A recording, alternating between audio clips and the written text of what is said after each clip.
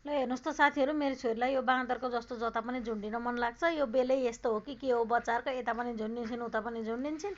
अनि फेरि लड्छिन् होला भनेर नगर नानी भनेर छुडायो, फेरि अरू अरू पोजिसनमा झुन्डिन्छन्। अनि यता मलाई नाच्नलाई आउनु न मामु हजुर म नाचौँ भनेर भने लन त छोरीको खुसीको लागि भनेर गएको है। म आफैले आफ्नो ज्यान हेर्न सक्दिनँ अनि कम्मरै हल्लिँदैन भनेको। पहिला त कस्तो नाच्ने ज्यान आयो यसपालि।